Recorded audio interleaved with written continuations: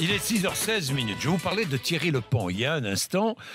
Mathieu Rouault, Thierry Lepant pourrait être recasé par le gouvernement, l'ancien patron de la CGT. Écoutez bien parce que là, on touche et je regrette que François Hollande n'ait pas été interrogé là-dessus hier soir. Il a démissionné, Thierry Lepant, après les 62 000 euros de travaux dans son bureau, les 105 000 euros de travaux dans son appartement de fonction. Il a démissionné et depuis, il pointe à Pôle emploi. Mais la situation pourrait s'inverser grâce au gouvernement qui chercherait à le recaser à la tête de l'Agence nationale de lutte contre l'illettrisme. Problème, eh bien, le poste est déjà occupé par une certaine Marie-Thérèse Geoffroy qui en plus le fait bénévolement. Eh bien, il y a une astuce trouvée par le gouvernement. Le journal Le Monde croit savoir que le gouvernement a créé une autre agence, l'Agence de la langue française pour la cohésion sociale, qui va cohabiter avec l'Agence de lutte contre l'illettrisme et dont le président, Thierry Lepant, donc, pourrait être rémunéré. Alors rémunéré, on nous dit, en note de frais, 1 500 euros par mois maximum. Voilà, alors c'est extraordinaire. On change l'agence pour pouvoir rémunérer Thierry Lepant, ce qui est quand même assez étonnant. Mais enfin bon,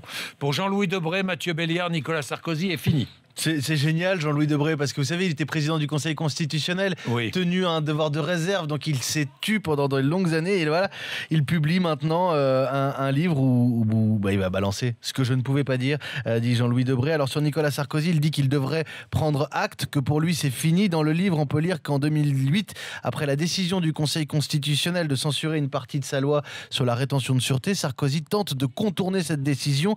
Rien ne m'étonne plus de Sarkozy, il n'a aucun sens de l'État, c'est un chef de clan auquel il est interdit de résister, surtout au nom du droit. De manière générale, son interprétation de la Constitution est plus que discutable, mais peu lui importe. Jean-Louis Debré, je vois dans le Point aussi, qui dit Sarkozy... sont de la même famille politique. Sarkozy me fait comprendre sans ambiguïté qu'il me le fera payer si nous nous risquons à annuler sa loi. Ça, c'est dans le Point ce matin. Bon, Jean-Louis Debré qui va commencer à parler. Apparemment, il dit des petites choses aussi sur Juppé, sur Chirac, sur Hollande. Bon, Jean-Louis Debré qui sera notre invité prochainement.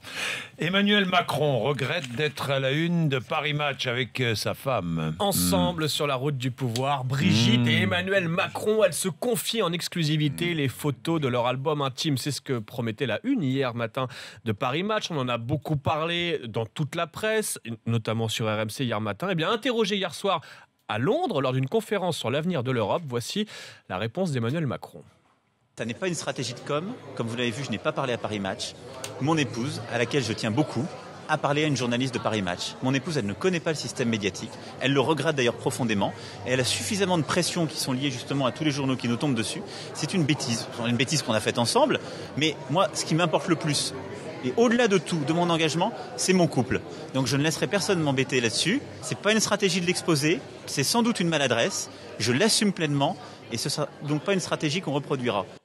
Voilà, hier, Emmanuel Macron, une maladresse. Il est 6h19, vous êtes sur RMC.